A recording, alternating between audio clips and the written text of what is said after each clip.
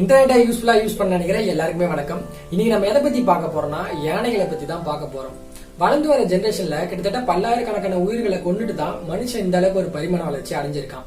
மனுஷன் வளர்ச்சி அடைஞ்சதுக்கு முக்கிய காரணமே சில விலங்குகளும் உயிரினங்களும் தான்.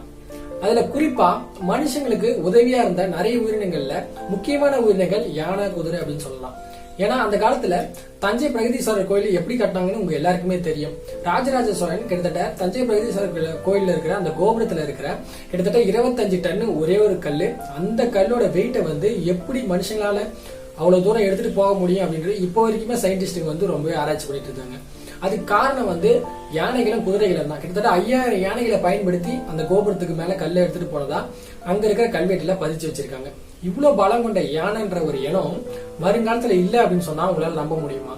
ஆமா, அது உண்மைதான். நிஜமாலுமே யானை வந்து அழிஞ்சிட்டு தான் வருது. கிட்டத்தட்ட ஒரு நாளைக்கு 55 யானை வந்து இறந்து போறதாவும், அதே போல 40,000க்கும் மேற்பட்ட யானைகள் அழிஞ்சு போனதாகவும் WWF world wide fund of nature அப்படின்ற ஒரு நிறுவனம் வந்து ஆராய்ச்சி பண்றதுல சொல்றாங்க. அது மட்டும் இல்லாம கிட்டத்தட்ட 2040 ஃபியூச்சர் ஜெனரேஷன்ல யானை அப்படின்ற ஒரு இனத்தை நம்மளால வெறும் வந்து போட்டோலையும் வீடியோலையும் மட்டும் தான் பார்க்க முடியும், நேர்ல பார்க்க முடியாது அப்படின்னு ஒரு அதிர்ச்சியும் சொல்றாங்க. இப்படியாப்பட்ட யானைகள் இறக்கிறதுக்கான காரணம் என்ன? ஏன் யானைகள் வேட்டையாடப்படுது? அது மட்டும் இல்லாம யானைகள் இறந்து போனா மனுஷனுக்கு அதுல என்ன தீமை ஏற்படும் அப்படின்றத பத்தி அந்த வீடியோல பார்க்க போறோம். அதுக்கு முன்னாடி யானைகளை பற்றின ஒரு 10 சுவாரஸ்யமான தகவல்களை பார்த்துட்டு அதுக்கப்புறம் ஏன் யானைகள் வேட்டையாடப்படுது, மனுஷங்களுக்கு என்ன தீமைகள் நடக்கும் யானைகள் இறந்து போனா அப்படின்றத பத்தி பார்ப்போம். ஃபர்ஸ்ட் சுவாரஸ்யமான தகவல் என்னன்னா, உலகத்துல பல்லாயிரக்கணக்கான யானைகள் வாழ்ந்தாலும் யானைகள்ல ஜெனரலாவே வந்து 2 வகை தான் இருக்கு. ஒன்னு ஆப்பிரிக்கா யானை, இன்னொன்னு ஆசிய யானை.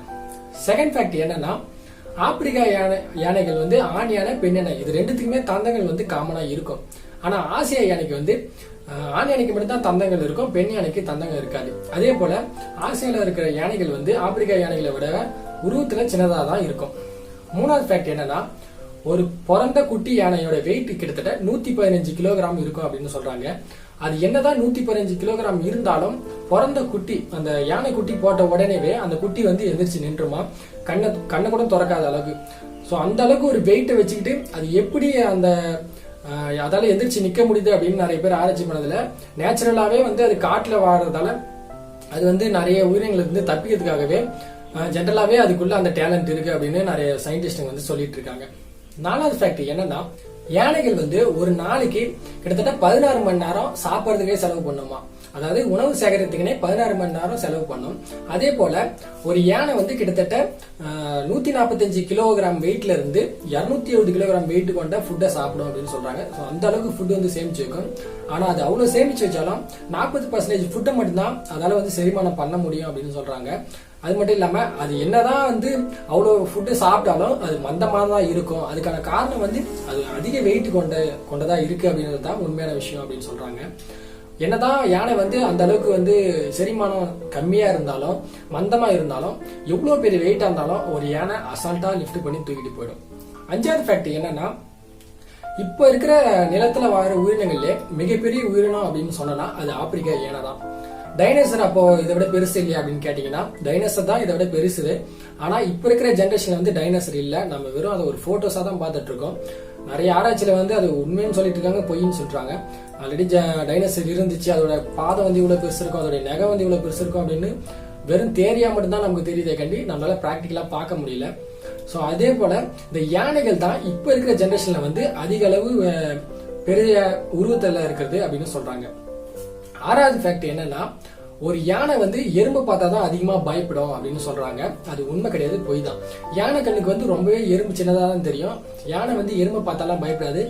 சப்போஸ் அது வந்து யானையோட காதுக்குள்ள போனாதான் எறும்பு, அது வந்து யானை வந்து பயப்படும்.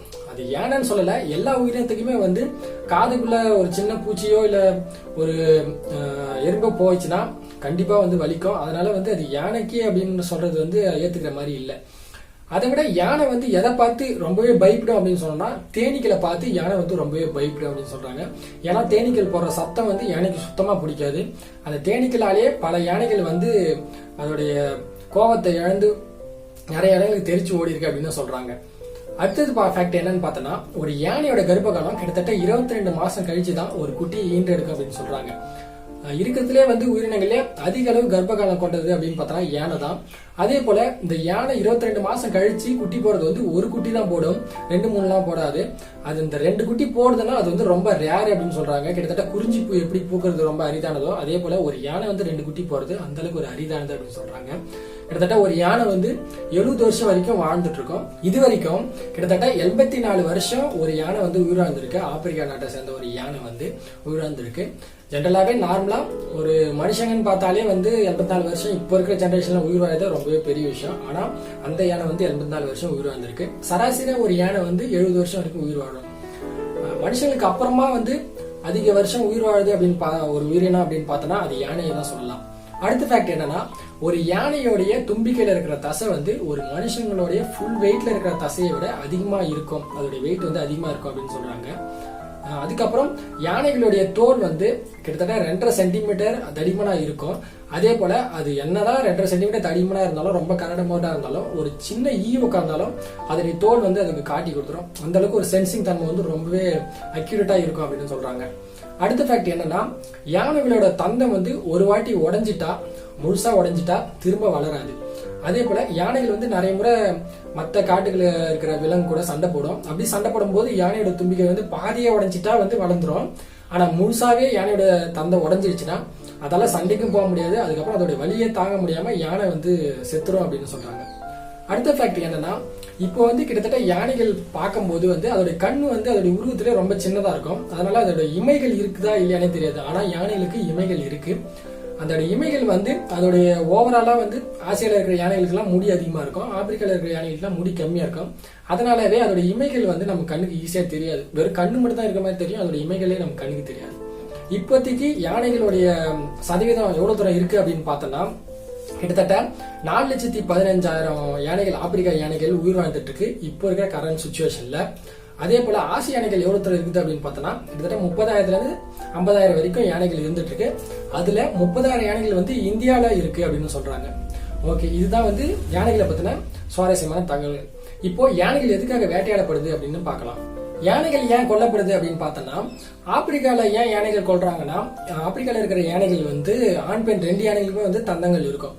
அதனால வந்து தந்தங்களுக்காகவே யானைகளை கொல்றாங்க. அந்த தந்தங்களை வச்சு அவங்க என்ன பண்ணுவாங்க அப்படின்னு பார்த்தோம்னா, முன்னிருந்த அரசர்கள்லாம் வந்து அந்த தந்தத்தால செஞ்ச சேர்களை தான் பயன்படுத்திட்டு இருந்தாங்க. அதே போல இப்ப இருக்கிற ஜெனரேஷன்ல வந்து அந்த தந்தத்துல இருக்கிற அந்த சின்ன சின்ன துகள்களை வச்சு நிறைய நகைகளுக்கு ஆபரணங்களா வந்து பயன்படுத்திட்டு இருக்காங்க.